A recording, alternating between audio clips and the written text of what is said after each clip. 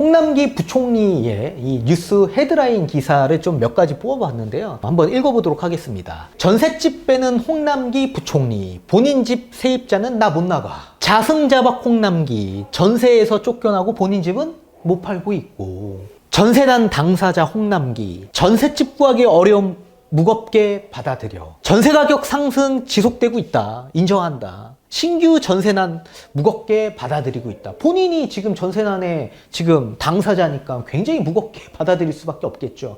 조만간 또 대책이 나온다고 합니다. 어떤 대책이 나올지 두고 봐야 될 것 같은데 또 읽어보도록 하겠습니다. 줄 서서 전세 재배 뽑기까지 역대급 전세난. 아까 제가 앞서서 설명드린 내용이에요. 자, 여기 한번 좀 읽어볼게요. 임대차 3법 최대 피해자가 된 경제부총리, 본인이 낸 임대차 3법의 최대 피해자가 됐다. 서울 마포 전셋집 사는 홍남기, 집주인 실거주할 테니까 너 나가라. 의왕 집은 매도 계약했는데 이사갈 집 못 구한 세입자가 계약갱신 청구권제 사용해서 이 매매 계약에 차질이 생겼다라는 내용인데요. 이건 뒤에 가서 제가 조금 더 설명을 드릴게요. 세입자 계약갱신 청구권 행사 주장에서 이 지금 의왕집이 매수인 전입이 막혀버렸다.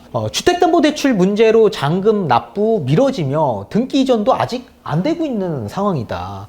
유사 사례에 잇따르자 아파트 층 동향 아닌 집주인 실거주 프리미엄이 수천만 원 붙기도 한다. 그러니까 전세가 껴져 있는 물건보다 이제 실거주하고 있는 집들의 프리미엄이 수천만 원 붙기도 한다라는 내용입니다. 4인 간 거래의 법 제도가 무리하게 개입한 부작용이다라는 내용의 뉴스 기사입니다. 홍남기 부총리 분의 이 주택 보유수를 조금 설명을 드리면요. 기존의 의왕 아파트의 거주 목적으로 집을 한 채 사기 시작합니다. 그래서 이제 거주를 하다가 2017년에 공무원 특별 공급으로 세종에 있는 세종 아파트 분양권에 당첨이 됩니다. 그리고 2018년 1월에 마포에 있는 아파트에 전세로 들어갑니다. 결국엔 내년부터는 이 분양권 또한 주택수에 포함되기 때문에 이분은 다주택자예요. 다주택자. 본인은 전세 살고 투자 목적으로 어찌됐던 간에 투자 목적으로 지금 집이 두 채가 있다는 얘기예요.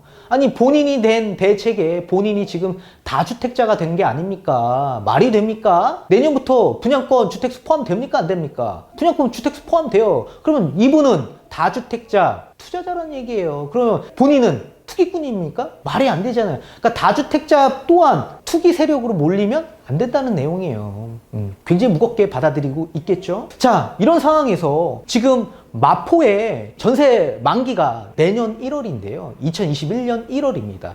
근데 내년 1월 6개월 전세 만료 6개월 전에서 2개월 전까지 통보할 수 있죠. 집주인이 뭐라고 했습니까? 나 실거주 할 거야. 너 나가. 임차인 나가세요. 계약갱신 청구권 사용 못합니다. 나가세요. 이러다 보니까 네 이제 몇 개월 안 남아져 있는 이 상황에서 홍남기 부총리께서는 전셋집을 빼야 하는 상황이 나왔습니다.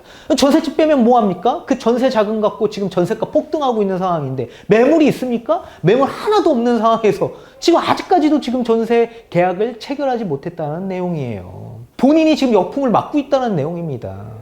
자, 이런 상황에서 의왕에 있는 아파트가 저기 8월 달에 저기 매매 계약이 체결이 됩니다. 매도 계약. 9억 2천의 매도 계약이 체결이 됐는데요. 그 지금 의왕 아파트를 매수하신 분이요. 자기가 이제 실거주 목적으로 이 집을 살려고 매매 계약을 체결을 했는데 아니 의왕 아파트에 살고 있는 전세 세입자가 기존에 원래는 자기가 나 나가겠다라고 통보했다가 갑자기 임대차 입법이 나왔네? 그러면 계약갱신 청구권 사용할 수 있네? 그럼 나 한 번 더 사용할게. 나 2년 거주할게요 해서 홍남기 부총리 분에게 보고를 했습니다. 근데 홍남기 부총리는 이미 계약을 체결한 상황이에요. 이런 상황에서 지금 다 엮여진 겁니다. 지금 가장 난감하신 분은 누구예요? 의왕 아파트를 매수하신 분이죠. 자, 갑자기 6월 17일 날 뭐가 나왔습니까? 부동산 대책이 나왔습니다. 기존의 비규제 지역이었던 의왕시가 갑자기 한순간에 투기과열 지역으로 선정이 됐죠. 이런 상황에서 투기과열 지역 내에서 대출을 받은 경우에는 6개월 이내에 전입해야 돼요. 근데 매수인 입장에서 대출 받아서 나 이 집에 전입할 생각으로 매매계약 체결했는데 아니 6개월 내에 전입해야 되는데 세입자가 떡하니 있네? 근데 세입자가 계약갱신 청구권 2년을 더 사용하겠대요? 그럼 꼼짝없이 매수인은 2년을 기다려야 되는 거 아닙니까? 어디서 기다릴 거야? 나는 이미 매매계약 체결했는데. 이런 상황에서 지금 다 엮여버린 거예요. 그리고 홍남기 부총리 그분은 뭐 어떻게 된 겁니까 지금? 이 집을 팔아야 되는데 팔지도 못하고 있어. 지금 몇 개월이 지났는데 지금 아무런 답안이 안 나오고 있습니다. 지금 이 매수인, 매도인, 세입자 이 세 분이 다 엮여져 있어요. 다. 이 실타래를 어떻게 풀어나갈 겁니까? 이런 게 지금 한둘이 아니라고요. 한둘이. 본인이 지금 당사자가 된 거예요. 지금. 이런 상황에서 이런 무슨 말 같지 않는 대책들이 계속 나오고 있는 겁니까? 임차인에 대한 보호 명목에 의해서 지금 임대차 입법이 나왔다? 오히려 지금 임차인의 목을 옥죄고 있는 상황 아닙니까? 본인의 목을 본인이 지금 조르고 있는 상황 아닙니까? 이런 상황에서 대책이 나와도 이 꼬여버린 실타래를 어떻게 풀어 나갈 거냐고요. 앞으로 집값이 오히려 떨어지는 또 이런 나중에 떨어지는 시기가 맞이한다면 전세가는 더 지금보다 폭등할 가능성이 매우 높아 보이는데 뭐 여기서 그러면 전세를 임대료 계산해서 표준 임대료 내겠습니까? 여기가 사회주의입니까? 말도 안 되는 내용이죠. 말도 안 되는 내용이고. 아무튼 그런 내용으로 본인이 지금 전세난에 엄청나게 휘말리고 있다. 이 소송 가야죠. 소송이죠. 소송감이지. 자, 홍남기 부총리 신혼부부 특공 소득기준 완화해줬다. 무주택 92% 청약 자격이 있다. 무주택자가 청약에 당첨되기까지는 하늘의 별 따기가 된다는 내용 아닙니까? 전세 폭등의 뒤끝. 서울 전세값이면 경기 인천 아파트 산다. 나 이제 전세 못 살아. 전세도 없고 월세는 최소 100만 원이 다 넘고 못 살아. 그러니까 어떻게 해요? 경기 인천 아니면 서울 끝자락 저 노도강 아파트 나는 살 거야. 지금이라도. 이런 분들이 많다라는 얘기예요. 여기서 부부간의 이견 충돌이 굉장히 많아진다는 얘기입니다. 부부간의 이견 충돌. 같은 식구 내에서도 같은 성향이 다르고 성격이 다른데 나는 지금이라도 나 어떻게든 전세를 우리는 가야 될 것 같고 근데 전셋집은 없고 또 한 분은 배우자는 집을 사자고 저기서 계속 얘기하고 있고 그럼 어떻게 해요? 이게 충돌이 될 수밖에 없다고요. 부부싸움 왜 만들고 있어요? 부부싸움 만드는 유발자 아닙니까? 자, 이런 상황에서 제가 웃긴 게 JTBC 예능 프로그램을 봤는데 요 밑에 내용의 이 뉴스 기사 헤드라인 그 내용 그대로 싸우고 있다는 스토리를 여러분들에게 좀 보여드리고자 합니다. 자, 연예인들이 부동산으로 인해서 지금 배우자 간의 이견 충돌로 싸움이 극대화되고 있다라는 프로그램을 한번 좀 보도록 하겠습니다. JTBC의 1호가 될 수 없어라는 예능 프로그램인데요. 우리나라에 사실 개그맨 부부가 그렇게 많지만은 않습니다. 그래서 개그맨 부부는 어떻게 살아가고 있는지에 대한 그 리얼리티 예능 프로그램인데 제가 좋아하는 개그우먼입니다. 강재준 씨와 이은영 씨가 나와서 일상생활에 대한 이 상황을 좀 나타내는데 웃긴 게 부동산 얘기가 나와요. 부동산 얘기가 이번 회차에 전세난 속에 내 집 장만하려고 하는 그래서 이 배우자 간의 이견 충돌이 극대화되는 이런 상황이 연출되는데 어떤 상황이 나오고 있는지 한번 알아보도록 하겠습니다. 이게 이제 영상인데 제가 캡처본으로 좀 캡처를 해서 하나하나씩 조금 설명을 드리면서 보도록 하겠습니다. 이거 보시면 우리가 살아가고 있는 일상생활에서의 모습을 그대로 나타낸 것 같아요. 그래서 지금 실제로 일상생활의 전세난에 고민이신 분들이 똑같은 이런 상황에 놓여 있습니다. 얼마만큼 전세가 지금 구하기가 어려운지 그리고 이 전세 때문에 이 부부간의 이견 충돌이 얼마만큼 극대화되고 있는지 한번 알아보도록 하겠습니다. 제가 볼게요. 개그맨 강재준 씨가 소파에 누워서 여유롭게 소파 구경을 하고 있습니다. 소파 뭐 살까? 소파 바꿔야 될 텐데 라고 하면서 소파를 보고 있어요. 자, 이런 얘기를 하죠. 은영아, 쇼파 어떤 게 나아? 쇼파를 보고 있어요, TV로. 그래서 쇼파를 좀 보고 있는데, 은영 씨는 이 노트북으로 뭘 자꾸 보고 있습니다. 그래서 뭐라고 얘기하죠? 지금 쇼파가 문제가 아니야. 쇼파를 놓을 집이 없어. 쇼파를 놓을 집이 없대요. 지금 뭘 자꾸 검색해요. 검색하는 거 뭔지 이따 뒤에 가서 볼 텐데, 이 매물 검색하고 있는 겁니다. 전셋집. 매물 검색하고 있어요. 지금 전세 기간이 이제 만료가 얼마 앞둔 상황입니다. 그리고 이제 좀 뭐 이런 얘기 하기 좀 그렇지만 좀 여유롭게 소파에 누워서 한 분은 TV를 시청하고 있고 한 분은 정말 노트북에 매물을 엄청나게 검색하고 있습니다. 그래서 인터뷰를 하죠. 저희 집 전세 계약 기간이 끝나서 서둘러 이사를 가야 하는 상황이다. 지금 계약 기간이 지금 한 달도 채 안 남았어 라고 얘기를 합니다. 아니 저는 여기서 사실은 문제점을 하나를 볼 수가 있는데요. 아니, 임대차 입법이 언제 나왔는데 아직도 지금 계약기간 한 달도 채 안 남았어. 왜 계약갱신 청구권제를 사용하지 않았었던 거였죠? 제가 묻고 싶어요. 이은영 씨한테, 강재준 씨한테. 왜 전세 계약갱신 청구권을 사용하지 않았나요? 전세 만료 6개월 전에서 1개월 전에는 뭐 할 수 있어요? 계약갱신 청구권제 사용할 수 있죠. 올해 12월 10일 이전까지는 1개월 전까지 통보할 수 있습니다. 근데 이분들은 통보를 안 했었던 거야. 왜 안 했을까요? 그동안 부동산에 관심이 없었던 겁니다. 왜 관심이 없었을까요? 본인은 무주택자 전세 세입자였기 때문에 그동안 부동산에 관심이 하나도 없었던 겁니다. 무슨 대책이 나오는지 관심조차 없었겠죠. 부동산을 갖고 있어 부동산에 관심이 있지. 부동산도 안 갖고 있는데 부동산에 관심이 있었겠습니까? 그러다 보니까 계약갱신 청구권제 사용하는 기간을 놓쳐버린 거야. 그리고 부랴부랴 막 찾고 있었던 겁니다. 지금 전셋값이 엄청 올라갔다. 지금 전셋값 엄청 올라갔어. 지금 매물이 없대요. 매물이. 근데 강재준 씨는 지금 다리를 하나 올리고 굉장히 여유롭게 아무것도 모른다. 자기는 모르고 있다. 이런 상황이에요. 그러면서 지금 심각해, 재준아. 지금 심각한 상황이야. 지금 매물 검색하니까 지금 갑작스럽게 매물조차 없는 거야, 전세 매물이. 근데 강재준 씨는 이것도 모르고 TV를 계속 시청하고 있죠. 자, 와봐. 네 눈으로 지금 이 전세 가격 한번 봐봐. 전세 가격 얼마 하는지. 지금 이 봐봐요. 표정이 엄청 심각합니다. 웃음기가 가득한 이은영 씨의 이 눈에서 엄청 심각한 지금 눈빛이 나오고 있어요. 자, 이 상황에서 전셋값 기본이 7, 8억 원이야. 기본이. 왜 이렇게 다 올랐어? 강재준 씨는 아무것도 모르고 있었던 상황이죠. 당연히 이은영 씨도 아무것도 모르는 상황에서 지금 깜짝 놀란 거죠. 매물 검색하고. 2억 원이 올랐네? 지금 심각하죠? 이은영 씨 표정 보십시오. 엄청 인상을 쓰고 있습니다. 엄청 걱정되는 표정이에요. 강재준 씨도 갑자기 놀란 거예요. 지금 멍 때린 거죠? 뭐야? 갑자기 2억이 왜 올랐어? 아니, 갑자기 왜 전세 매물이 왜 없고 전세 가격이 왜 갑자기 2억이 올랐지? 라는 내용이에요. 지금 전세도 너무 오르고 매물도 없어요. 매물도 없어. 엄청 심각하게 지금 얘기하고 있습니다. 전세 구하기 하늘의 별따기다.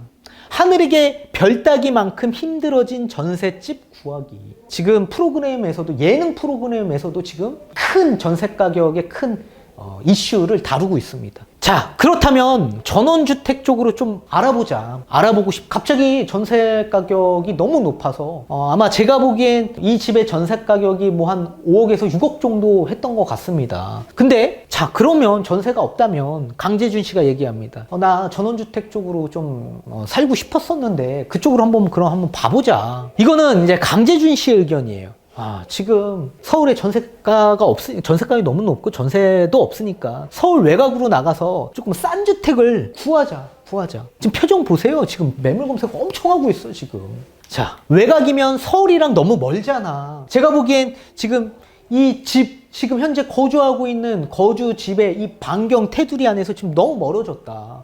직장도 이 서울이고, 지금 거주지 반경 자체, 이 생활 반경이 지금 서울 쪽인데 서울이랑 멀어지면 어떻게 하냐라는 의견을 또 내고 있습니다. 강재준 씨가 이렇게 얘기해요. 외곽주택은 매매도 가능해. 그 금액으로. 전세보다는 자가주택 매매를 하고 싶어요. 뭐 예전부터 전원주택을 꿈꿔왔던 것 같아요. 그리고 전세를 살다 보니까 차라리 이 기회에 좀 매매를 하자라는 내용인 것 같습니다. 자, 지금 상암에서 차 타면 가까워라고 얘기를 하는데 직장이 개그맨이다 보니까 상암에 있죠, 상암.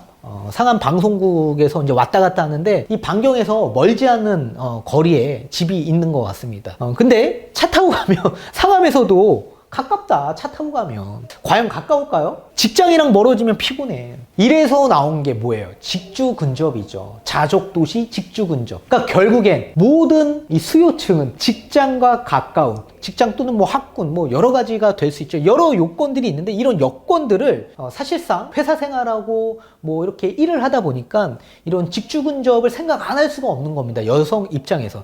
일을 하는 남성 입장도 마찬가지겠죠.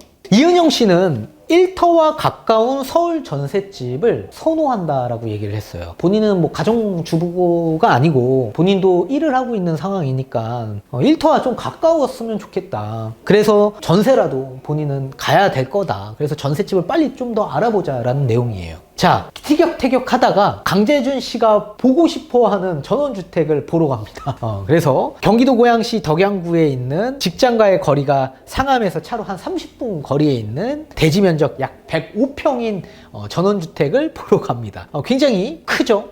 자동식 대문도 크게 놔져 있고, 이제 정원이 또 크게 놔져 있으면서 3층짜리 이제 이 단독 전원주택을 보러 갑니다. 이 누가 봐도 살고 싶죠. 제가 봐도 이건 난 내가 살고 싶은데, 그죠? 여기 테라스 꾸며놓고 지인들 초대해가지고 뭐 파티 같은 것도 하고, 그죠? 너무 살고 싶어, 내가 봐도. 집의 모든 마음을 빼앗긴 제주. 막 집을 막 이리저리 다 보고 있어요. 복층이죠. 굉장히 잘 돼 있어요. 새 집이니까. 그래서 이제 집 사고 싶다. 이미 주택이 홀릭되어 있어요. 주방도 굉장히 또 깔끔하게 잘 되어 있죠, 그죠? 자, 그래서 매매 금액을 물어봤습니다. 이 집 얼마 하냐? 매매가 7억 7천 한다. 7억 7천. 놀래는 거예요. 싸네? 생각외로 아니 100평이 넘어가는 이 전원주택, 정원이 딸려있는 전원주택이 7억밖에 안 해? 아니 서울의 전세가, 우리 집의 전세가가 지금 7억이었는데 2억이 올라서 한 7, 8억 하는데 똑같네? 이렇게 놀란 거예요. 또 이견 충돌이 들어갑니다. 강재준 씨는 대출 좀 더 받아서 우린 가면 돼. 아마 현금이 한 5억에서 6억 정도 있는 것 같아요. 그래서 대출을 좀 더 받아서 우리는 집을 사자. 어차피 전세 가더라도 우리 전세 대출 받아야 되는데 차라리 그 돈이면 우리는 대출 받아서 집 사는 게 낫지. 거주 목적으로 크기도 크고 사자. 근데 이은영 씨는 뭐예요? 대출은 부담돼.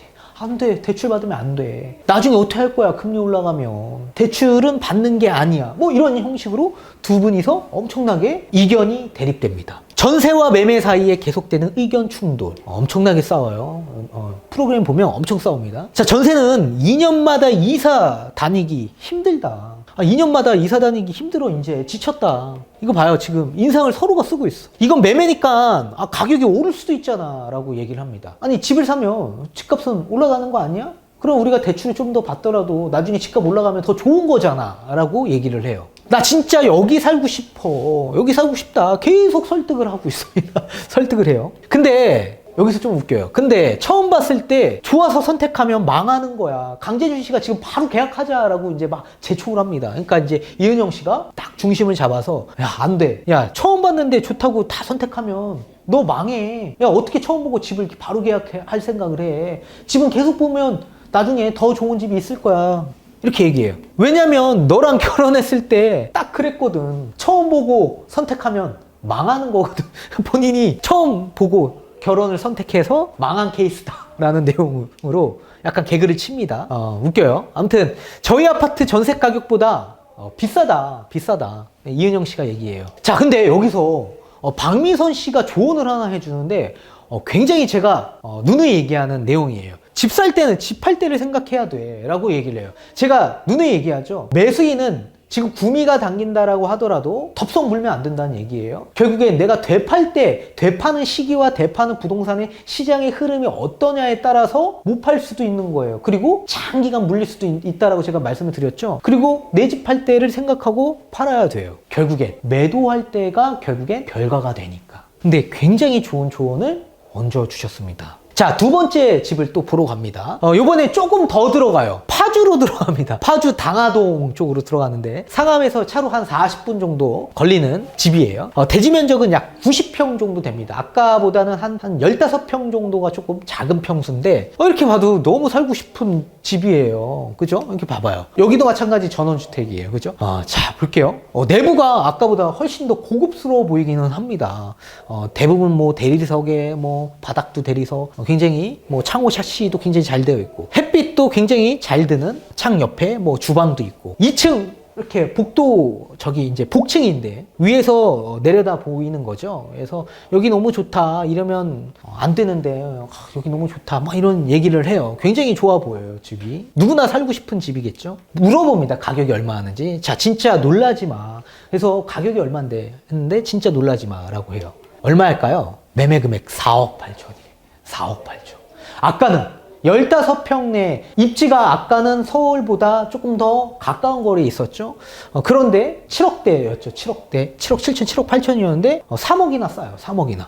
매매가 4억 8천이래. 더 들어가니까 더 싼 거야. 엄청 놀랍니다. 서울에서 2평수 이 가격으로 집 못 구해. 집 못 구한다. 야, 밖에 봐요. 이 조망이 그냥 뻥뻥 뚫려 있는 이 집에 냄새는 좀 나겠지만, 자, 출근 시간 지금은 걸어서 10분 거리에 있대요. 10분 거리에. 근데 여기는 차로 40분 거리에 있어서 싫다.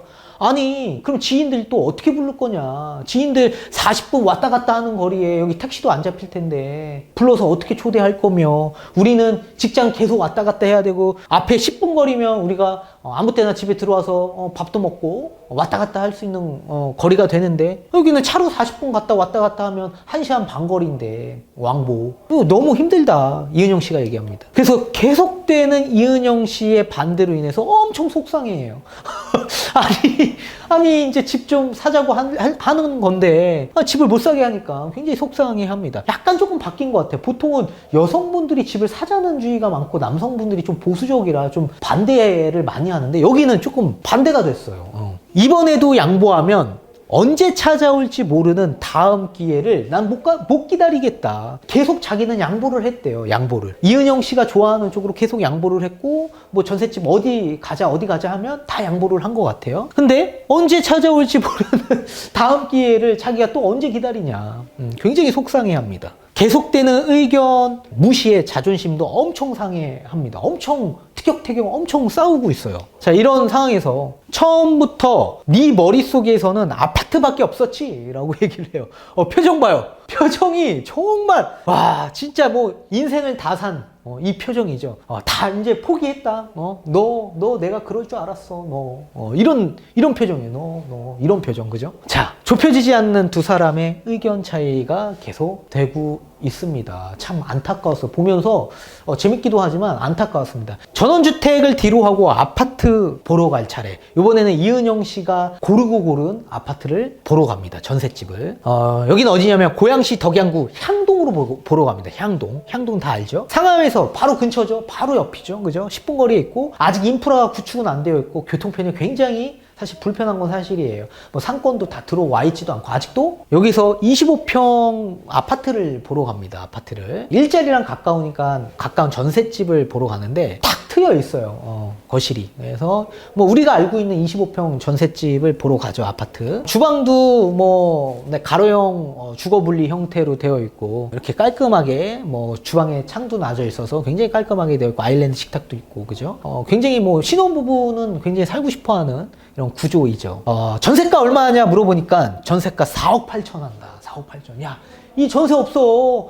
야, 지금 서울에 전세가 얼마 하는데, 근데 서울 우리 직장과 가까운 향동에 전세가가 지금 4억 해. 4억 8천, 5억 안 되는 금액으로 전세가 형성되어 있어. 가자. 우리 대출 안 받아도 돼. 우리 현금으로 다 전세 갈 수 있어. 라는 내용이에요. 자, 아까 파주집은 얼마 했다고요? 4억 8천.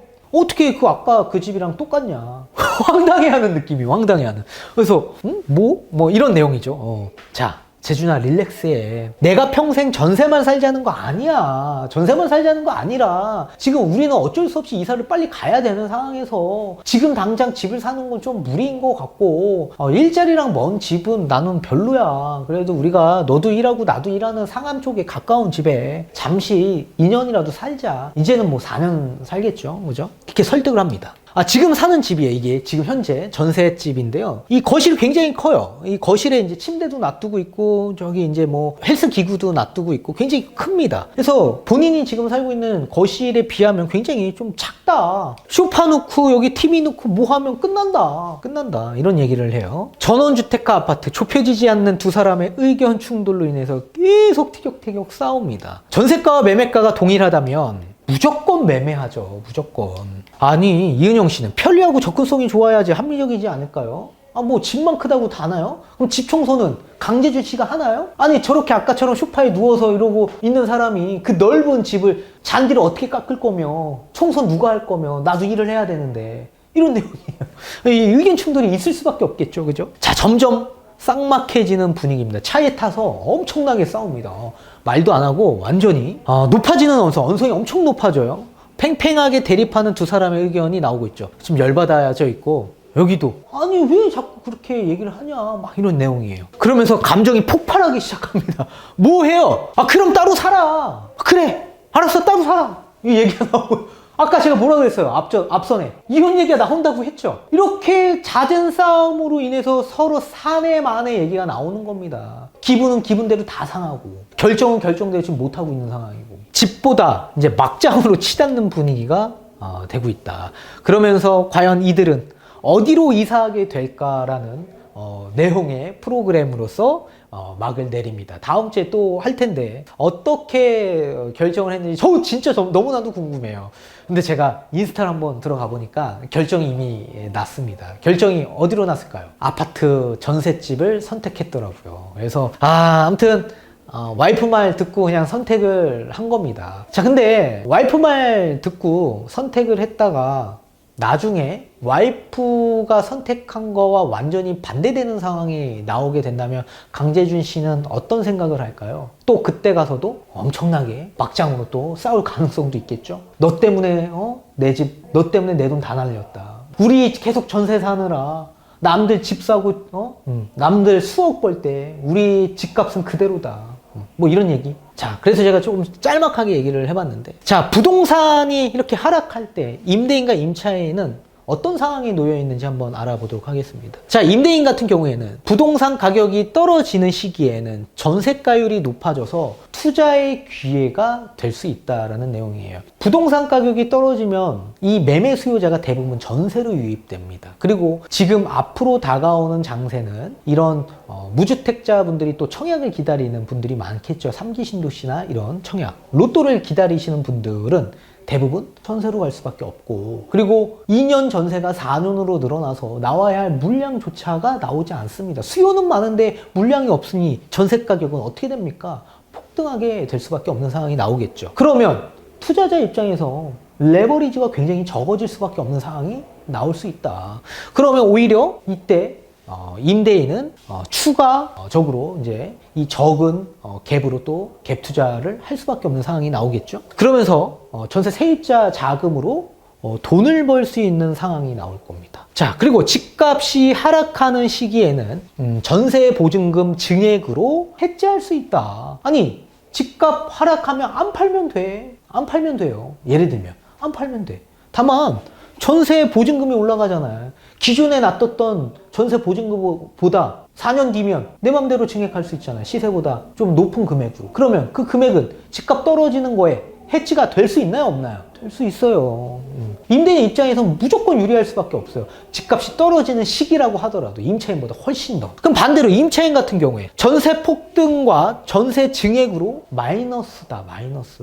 내 피 같은 전세 보증금을 사용하고 수익하는 자는 누군가요? 본인인가요? 임대인이죠. 집주인이죠. 근데 이 보증금을 내가 은행에만 넣어도 은행은 이자를 주고, 주식에만 넣어도 나한테 배당금을 주는데, 임대인은 2년, 4년마다 나한테 요구하는 건 뭡니까? 전세 증액해요. 그럼 어디 뭐 땅 파서 돈이 나옵니까? 그럼 임차인은 어딘가에서 돈을 또 마련해야 되겠죠. 전세 보증금을. 그러면 마이너스 인생이에요. 마이너스 인생. 그리고 집값 하락으로 인한 심리가 기회를 탈할 겁니다. 오히려 안도감을 내겠죠. 집값이 떨어지면 다행이다. 예전에 집 안 사서.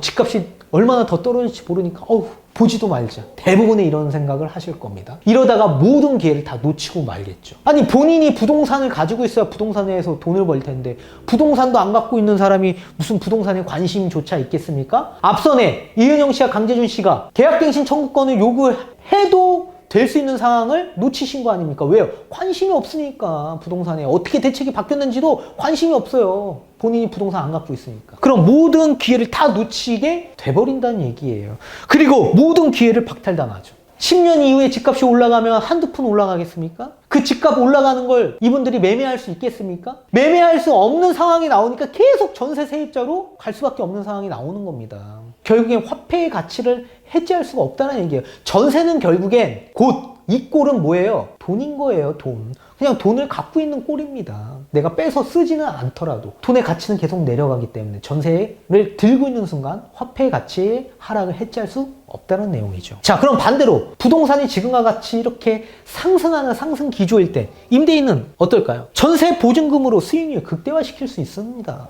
본인이 매매 금액 10억, 20억짜리 본인이 그 금액 주고 못 들어간다면 전세 보증금으로 레버리지를 극대화시켜서 내가 뭐 투자의 입장에서 또 집을 한 채 살 수 있지 않습니까? 아니, 집을 사는 건 투자자건 실수요자건 똑같잖아요. 내가 거주만 안 하는 것 뿐이지. 결국엔 적은 금액으로 그리고 전세 보증금으로 이용해서 수익률을 극대화시킨다.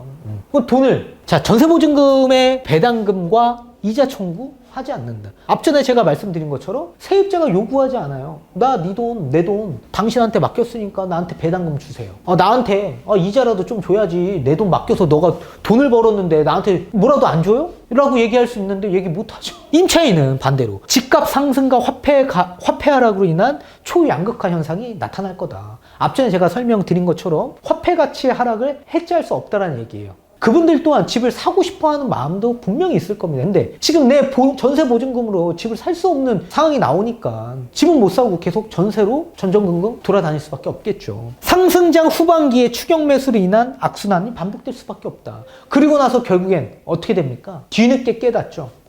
지금이라도 사야지. 계속 세뇌당하는 거예요.